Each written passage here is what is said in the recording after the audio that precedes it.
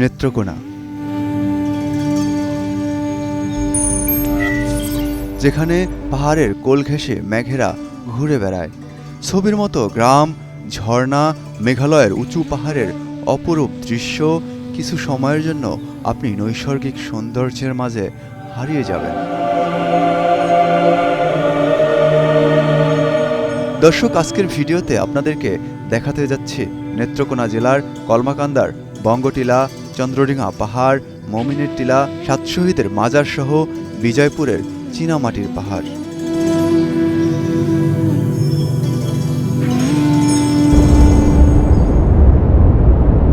আল্লাহ তার নিখুঁত সৃষ্টিশৈলী ও নিয়ামতের বর্ণনা করতে গিয়ে পবিত্র কোরআনের সূরা আল আম্বিয়ার ৩১ নং আয়াতে বলেছেন, আর আমি পৃথিবীতে সুদৃঢ় পর্বত সৃষ্টি করেছি যাতে তা তাদেরকে নিয়ে আন্দোলিত না হয়, এবং আমি তাতে প্রশস্ত পথ তৈরি করেছি যাতে তারা গন্তব্যস্থলে পৌঁছতে পারে।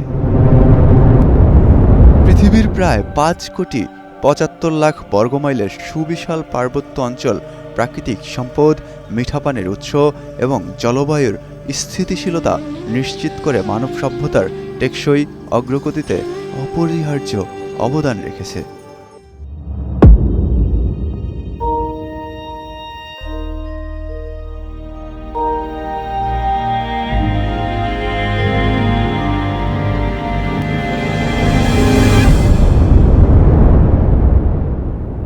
শতকে নাটোরের জমিদারের এই অঞ্চলের বিশাল জমিদারি বা কাচারি ঘিরেই গড়ে ওঠে নাটেরকোনা, সময়ের সাথে সাথে যা রূপান্তরিত হয় নেত্রকোনা নামে।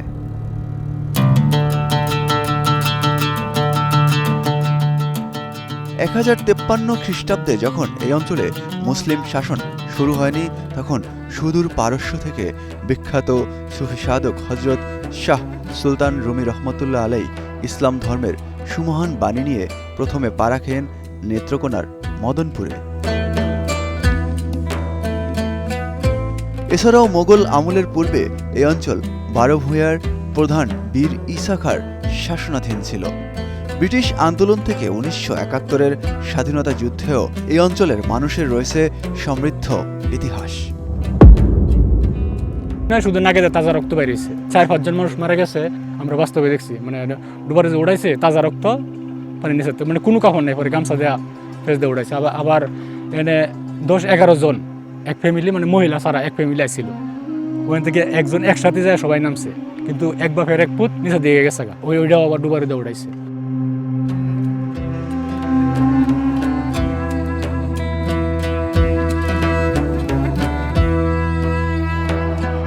আজ আমাদের যাত্রা শুরু হয় ঢাকার মহাখালী বাস টার্মিনাল থেকে। ইউনাইটেড ট্রান্সপোর্টে প্রায় ১৫০ কিলোমিটার পথ পাড়ি দিয়ে খুব ভোরে আমাদের বাস থামে লেঙ্গুরা নামক বাজারে। দর্শক, ঢাকার মহাখালী থেকে আমরা বাসে উঠেছিলাম রাত প্রায় ১২টার দিকে। সেখান থেকে লেঙ্গুরা বাজারে আসতে সময় লেগেছে প্রায় ৪ থেকে ৫ ঘন্টা। সকাল ঠিক ৫টার দিকে আমাদেরকে এখানে নামিয়ে দিয়েছে, এবং এখান থেকে আপনারা বাইক অথবা সিএনজি কিংবা অটোরিকশা করে বিভিন্ন স্পট ভ্রমণ করতে পারবেন। বাইকে অতিরিক্ত ভাড়া হবে ভেবে আমরা সবাই মিলে অটো নিয়ে চলে যাই বঙ্গটিলা পাহাড়ের কাছে। যাওয়ার সময় দুপাশের অসাধারণ দৃশ্য আমার মনে ভিন্ন রকম এক প্রশান্তি এনে দেয়।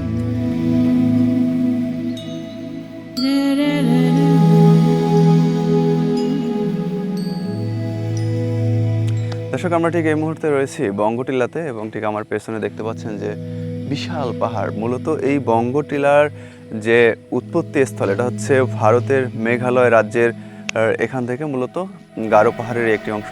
তবে এইখানে আপনারা যেটা দেখতে পাচ্ছেন বঙ্গটিলা, আপনারা এই সময়টাতে আসলেও পাহাড় ভারতের সাথে বাংলাদেশে যে সীমান্তে ঝামেলা কিংবা উত্তেজনা পরিস্থিতি চলছে, সেটার কারণে আপনারা উপরে যেতে পারবেন না। আপনারা শুধু নিচে যেয়ে, অর্থাৎ যে পাহাড় রয়েছে সেই পাহাড়ের নিচে যেয়ে দেখে আসতে পারবেন। তবে উপরে যাওয়ার জন্য অন্য কোনো সিজনে আসলে বা পরিস্থিতি যদি ঠিক হয়ে যায় তখন আসলে হয়তো উপরে যেতে পারবেন। বাট বর্তমান সময় যদি আপনারা এখানে আসেন তাহলে উপরে যেতে পারবেন না। আর আমি মূলত সামনে যে আপনাদেরকে এই পাহাড়ের যে সৌন্দর্য, সেটা যতটুকু দেখানো সম্ভব হয় সেই ব্যাপারে বলার চেষ্টা করব।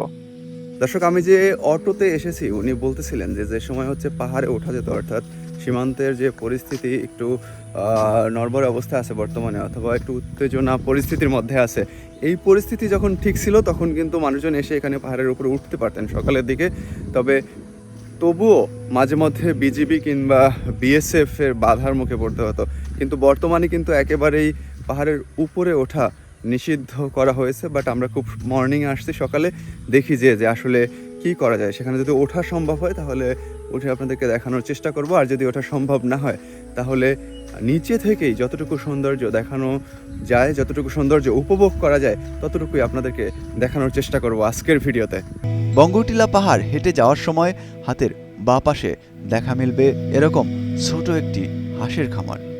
দর্শক, আপনারা দেখছেন যে আসলে যে আমার সামনে এখানকার যারা রয়েছেন স্থানীয়, তারা আসলে হাঁস পালন করে থাকেন এখানে। এবং তার এই সকালবেলার যে একটি দৃশ্য আপনারা দেখতে পাচ্ছেন, হাঁস ছেড়ে দিয়েছেন, ছাড়ার কারণে হচ্ছে ওই হাঁসগুলো পাশে যে বিল রয়েছে হাতের ডান পাশে, সেই বিলে নামছে।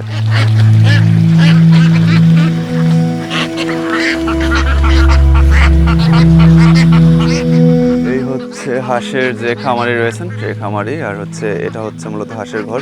তবে হাঁস ছেড়ে দেওয়ার কারণে আসলে ওরা ঠিক যাওয়ার জায়গা খুঁজে পাচ্ছে না, যার জন্য হচ্ছে এখানে যে জাল রয়েছে জালের মধ্যে আটকে যাচ্ছে। দর্শক, আমার ঠিক হাতের সামনে আপনারা দেখতে পাচ্ছেন যে এখানে প্রায় 200 মতো হাঁস রয়েছে, এবং আমার ঠিক হাতের ওই পাশে আপনারা দেখেছেন যে রাস্তার ওপরে বেশ কিছু হাঁস রয়েছে। এখানে মোটামুটি মনে হয় যে বেশ ভালোই হাঁসের খামারে রয়েছে। কাকি, একটু কি বলবেন যে এখানে আসলে হাঁস পালন করে কত ফ্যামিলি, মানে কতজন লোক আসলে এখানে হাঁস লালন পালন করেন, যদি একটু বলতেন আমারে। 2-3 জনে। কি পরিমাণ হাঁস হবে পালে?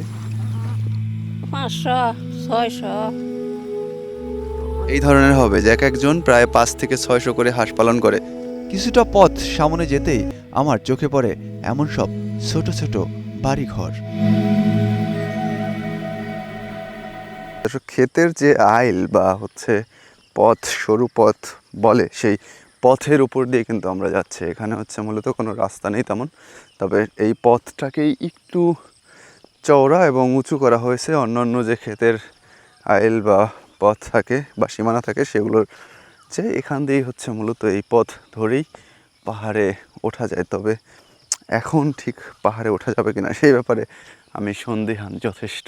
আমার ঠিক হাতের সামনে যে ছোট্ট একটি ঘর দেখতে পাচ্ছেন বা টঙের মতো, এটা মূলত এখানে যে পর্যটক আসতো তাদের জন্য একটি দোকান করা হয়েছিল। তবে এই দোকানটা হচ্ছে উনি বলছিলেন যে আমরা যার অটোতে আসছি উনি বললেন যে এটা বিজেপি কর্তৃক উচ্ছেদ করা হয়েছে, এবং ঠিক এই জায়গাটাও কিন্তু বাংলাদেশের মধ্যেই পড়ছে। এটা বলা চলে একটা ছোট্ট টিলা, জাস্ট এই টিলাটা হচ্ছে বাংলাদেশের মধ্যে পড়ছে, কিন্তু এই যে বড় যে টিলাটা রয়েছে বা পাহাড় রয়েছে এইটি কিন্তু বাংলাদেশের মধ্যে দেওয়া হয় না ইচ্ছাকৃতভাবে।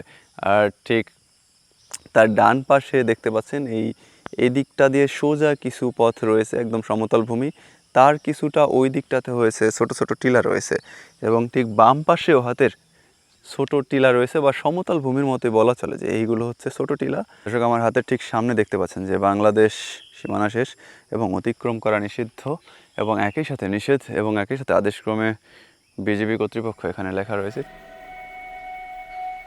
অবশেষে আমরা দেখা পেলাম সৃষ্টির অপরূপ সৌন্দর্যের বঙ্গটিলার।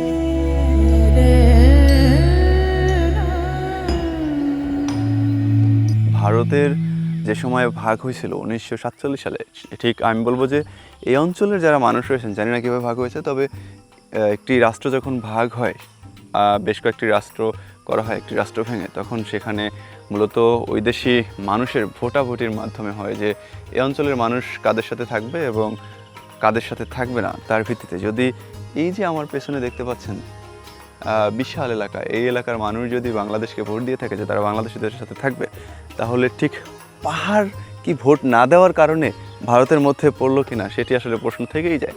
আসলে ব্রিটিশদের যে ট্র্যাপ, সেই ট্র্যাপের মধ্যে 47 সালে যে ট্র্যাপে বাংলাদেশ পড়েছিল, সেই ট্র্যাপের অংশ হিসেবে এখনও বাংলাদেশ সেই ট্র্যাপের মধ্যেই রয়ে গিয়েছে। আসলে ওই যে সীমানা দেওয়া হয়েছে, সেই সীমানার মধ্যে আমার এখানে এসে ব্যক্তিগতভাবে মনে হয়েছে যে ঠিক একদম পাহাড়ের নিচু থেকে শুরু করে ওই সাইড ভারতের মধ্যে চলে গেছে, আর এই পাশ শুধু বিলগুলো দেওয়া হয়েছে বাংলাদেশে, এটা করার ঠিক কোন যুক্তিতে করেছে ওনারা সেটা আমার বোধগম্য হচ্ছে না।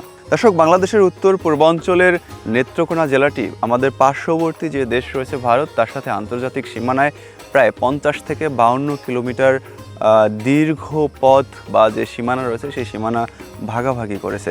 ঠিক তারই অংশ হিসেবে আমার পেছনে যে বঙ্গটিলা নামক ভাইরাল স্পটটি দেখতে পাচ্ছেন, এখানে মূলত হচ্ছে পর্যটকরা আসেন, তবে এসে বর্তমানে কিন্তু উপরে আপনি যেতে পারবেন না, ঠিক নিচে থাকতে হবে। এবং এখানে যে সীমানাটি করা হয়েছে, আমি যদি আবারও আপনাদেরকে একটু হাত দিয়ে হাতের আঙুলের মাথায় দেখিয়ে দিই যে আসলে ঠিক এই যে এইটা দেখতে পাচ্ছেন আমার আঙুলের মাথায়, এর নিচের এই পাশটা হচ্ছে বাংলাদেশের মধ্যে, আর ঠিক এর উপরে অর্থাৎ পাহাড় সহ ওই সাইডটা যেটা রয়েছে ওই দিকটা হচ্ছে ভারতের মধ্যে পড়েছে। সো আপনারা এই সময়টাতে যখন সীমান্তের উত্তেজনা বিরাজ করছে তখন আসলে আপনারা উপরে উঠতে পারবেন না, বা অন্য সময়টাতেও আসলে তেমনভাবে উঠা যায় না। তবে বিজেপি যদি অনুমতি পান তাহলে হয়তো বা উঠতে পারবেন, তবে সেই ক্ষেত্রে আপনার নিজের দায় দায়িত্ব নিজেকে নিতে হবে, কারণ যেহেতু এটা ভারতের বর্ডারের মধ্যে পড়েছে, সুতরাং সেখানে গেলে বিএসএফ কর্তৃক আপনারা অসম্মানিত হতে পারেন। এবং যদি বিজেপির অনুমতি ছাড়াও আপনারা উপরের দিকে উঠেন তাহলে সেই ক্ষেত্রে বিজেপি কর্তৃক আপনারা অসম্মানিত হতে পারেন। তো এই বিষয়টা একটু মাথায় রেখে উপরে উঠবেন যারা এখানে আসবেন ঘুরতে। তবে আমরা একটু উপরে ওঠার চেষ্টা করব, তবে আমরা ঠিক ওইটাতে যাব না, এইখানে যে বাংলাদেশের মধ্যে যে টিলাটা রয়েছে সেই টিলার এখানে উঠে দেখার চেষ্টা করব যে হয়তো পাহাড়টা আরেকটু সুন্দরভাবে দেখা যেতে পারে।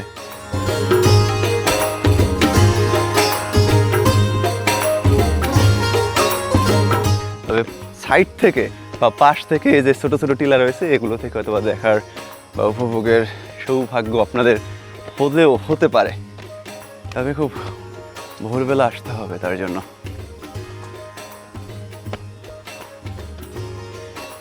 এই হচ্ছে বঙ্গটিলা। তবে বঙ্গটিলায় উঠলে মোটামুটি বেশ ভালোই উঁচু রয়েছে।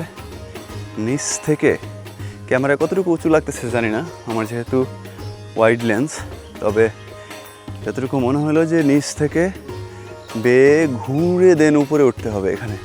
এখান দিয়ে উপরে উঠতে হবে। তবে এখানে উঠতে বেশ ভালোই আপনাদের বেগ পেতে হবে যদি স্টেমিনা আমার মতো হয়।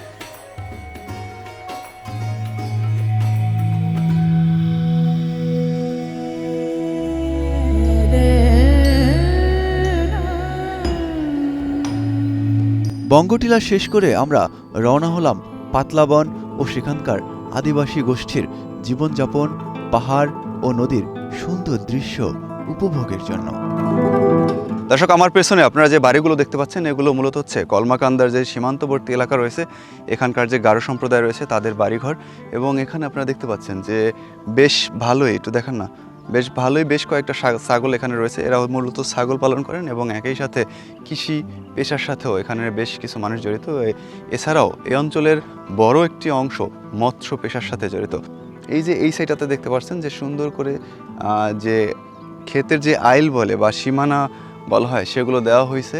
যে বাঁশ রয়েছে সেই বাঁশ দিয়ে কিন্তু এখানে বেড়া দেওয়া হয়েছে, আপনারা আমার ক্যামেরার স্ক্রিনে দেখতে পাচ্ছেন। এবং ঠিক তার হাতের আমার ডান পাশে দেখতে পাচ্ছেন বেশ কয়েকটি ক্যাকটাস গাছ রয়েছে। আমরা মূলত আপনাদের কাছে যে ক্যাকটাস গাছ রয়েছে, কেন এই ক্যাকটাস গাছগুলো এখানে রোপণ করা হয়েছে, একই সাথে ক্যাকটাস গাছের যে সৌন্দর্য এবং এদের যে ফুল রয়েছে সেগুলো কিন্তু আপনাদেরকে আমি দেখানোর চেষ্টা করব।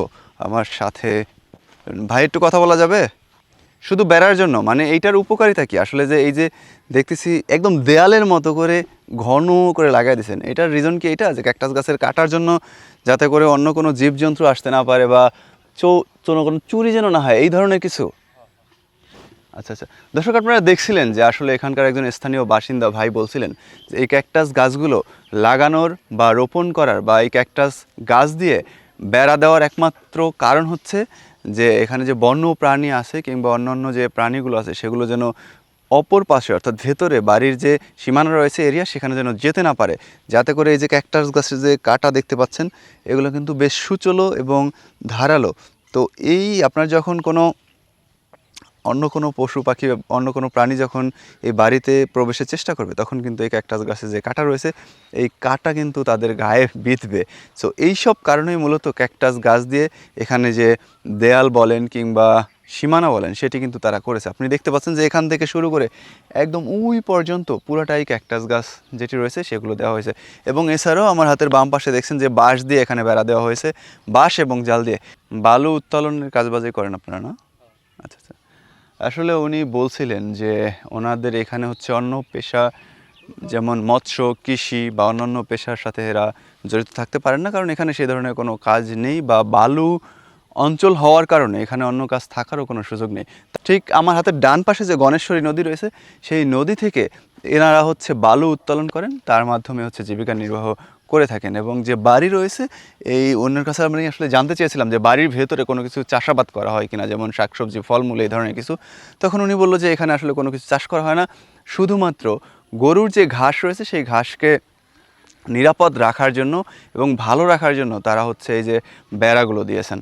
আমার অন স্ক্রিনে দেখছিলেন যে আমি বলছিলাম যে এখানে হচ্ছে ক্যাকটাস গাছ দিয়ে যে বেড়া দেওয়া হয়েছে যাতে করে কোনো জীবজন্তু বা অন্য কেউ এসে এই বাড়িতে ঢুকতে না পারে। সেই জন্য দেখেন, আপনারা যদি এখান দিয়ে কেউ প্রবেশ করতে চায় এটা কিন্তু কোনোভাবেই সম্ভব না যদি না এই গাছগুলোকে কেটে ফেলা হয়। সুতরাং যদি কোনো বন্যপ্রাণী, আমার ঠিক বন্যপ্রাণী বলার পেছনে কারণ হচ্ছে আমার ঠিক পেছনে এই দিকটাতে দেখতে পাচ্ছেন যে বিস্তীর্ণ এলাকা জুড়ে ভারতের যে মেঘালয় রয়েছে সেই মেঘালয়ের পাহাড় রয়েছে, সেখান থেকে যদি কোনো বন্যপ্রাণী চলে আসে ভুল করে বা যে কোনোভাবে পথ হারিয়ে, তাহলে হচ্ছে এই ক্যাকটাস গাছগুলো তাদেরকে রক্ষা কবচ হিসেবে কাজ করবে, এমনটাই এখানকার স্থানীয়রা মনে করেন। শুধু তাই নয়, আমার এই পাশে যেমন দেখতে পাচ্ছেন ক্যাকটাস গাছের বেড়া, ঠিক আমার অপর পাশে আরও বেশি ঘন করে ক্যাকটাস গাছের বেড়া দেওয়া হয়েছে। এবং এই যে সামনে দেখতে পাচ্ছেন এখানেও কিন্তু ক্যাকটাস গাছ লাগানো হচ্ছে, মাত্র জাস্ট শুরু হয়েছে, বড় হচ্ছে ছোট চারা। এবং এই যে ক্যাকটাস গাছের যে ফুল রয়েছে মানে সত্যি অসাধারণ দেখতে ফুল, আপনারা দেখতে পাচ্ছেন আমার ক্যামেরার বিরলে। দর্শক, আপনারা দেখছেন যে আমার ঠিক হাতের সামনে একটি শূকর শুয়ে আছে। এটি মূলত হচ্ছে এখানে যারা আদিবাসী না গারো বলে জানি না, মূলত গারোরা বসবাস করেন, তারা হচ্ছে এটিকে লালন পালন করে থাকেন। আপনারা ঠিক আমার হাতের সামনে যেটি দেখতে পাচ্ছেন, আমি ঠিক জানি না যে এখানে বাণিজ্যিকভাবে কেউ চাষ পালন করেন কি না এই ধরনের প্রাণী, তবে এখানে আশেপাশে যে শুধু একটি দেখতে পাচ্ছি। দর্শক, আমার ঠিক এই পাশটাতে আপনারা যে গাছগুলো দেখছেন এগুলোকে মূলত বলা হয় পাতলা বন। আর ঠিক তার বাম পাশে অর্থাৎ এই দিকটাতে এই যে দেখতে পাচ্ছেন যে লাঠিগাড়া, এবং এই সাইডটাতে যে দেখছেন লাঠিগাড়া, ওই দিকটা হচ্ছে ভারতের অংশে পড়ছে। সম্ভবত ওই যে পাহাড় দেখতে পাচ্ছেন ঠিক তার নিচ থেকে ওই দিকটা ভারতের অংশে পড়েছে। এবং এর ঠিক পাশেই রয়েছে গণেশ্বর যে নদী বলে, সেই গণেশ্বর নদী এখান দিয়ে বয়ে গেছে। এই দিকটাতে ভারতের যে মেঘালয় রয়েছে সেই মেঘালয় পাহাড়ের ঢালু থেকে যখন বর্ষায় পানি গড়িয়ে আসে তখন কিন্তু এই নদীটা ভরে যায় এবং এখান দিয়ে সেই বন্যায় পুরো এলাকা ভেসে যায়, এমনও মাঝে মধ্যে আমরা ভিডিওতে দেখতে পাই। তবে কিভাবে সেই পানি আসে, সেটি কিভাবে পাহাড় থেকে পানি আসে বা পাহাড়ের পানির উৎপত্তি স্থল কোথায় সেটি যদি একটু দেখাতে যাই, তাহলে আমার ঠিক হাতের সামনেই সেটি দেখতে পাচ্ছেন যে এখানে পানি এখান দিয়ে পড়ে নিচ দিয়ে নদীর মধ্যে যাচ্ছে। এখানে কিন্তু উপরের এটা কিন্তু সমতল ভূমি, কিন্তু উপরে এটা কিন্তু সমতল ভূমি, কিন্তু এখান থেকেও পানি নিচের দিকে গড়িয়ে একদম ঠিক নদীর মধ্যে চলে যাচ্ছে। তো পাহাড়ে আমার জেনারেল নলেজ থেকে যতটুকু বুঝি যে পাহাড় থেকে যে পানি ঝরে পড়ে ঝর্ণা, সেই ঝর্ণার পানিটি মূলত এইদিকে এই নদীর মধ্যে চলে আসে। যদিও এর বৈজ্ঞানিক কারণ আমি জানি না, তবে যতটুকু মনে হয়েছে যে পাহাড়ে যে মেঘ রয়েছে সেই মেঘ থেকে বৃষ্টিপাত হয় এবং সেই বৃষ্টিপাত থেকেই মূলত এই পানির সৃষ্টি। একই সাথে পাহাড় ঘেমে, আমি ছোটোবেলায় আমার বাবা সহ অনেকের কাছেই শুনেছি যে পাহাড় ঘেমে পানি বের হয়, সেই সকল পানি থেকেই মূলত এই নদীগুলো বেঁচে থাকে। এই নদীর উৎপত্তি স্থল মূলত ভারতের মেঘালয়ের গারো পাহাড়। এখানকার যে পাতলা বন রয়েছে সেই পাতলা বনে আসলে আপনারা মূলত এখানকার যে গারো সম্প্রদায় রয়েছে এই পাশে ওনাদেরকে দেখতে পাবেন এবং ওনাদের লাইফস্টাইল সম্পর্কে কিছুটা ধারণা নিতে পারবেন। এবং একই সাথে এই পাতলা বনে আসলে এখানে তেমন কিছু দেখার নেই, শুধু এই যে নদীর পাড়টা যেটা রয়েছে এই নদীর পাড় দেখতে পাবেন। আর এখানে সাথে শুধু কিছু ফুল দেখতে পাবেন, যেমন এখানে একটি ফুল গাছ রয়েছে এবং সামনে আরও বেশ কয়েকটি ফুল গাছ রয়েছে। এগুলো উপভোগ করা ব্যতীত এখানে তেমন কিছু দেখতে পাবেন না। যদি আপনারা এখানে যারা গারো সম্প্রদায় রয়েছে তাদের জীবনযাপন সম্পর্কে যদি ধারণা নিতে চান তাহলে এখানে আসতে পারেন।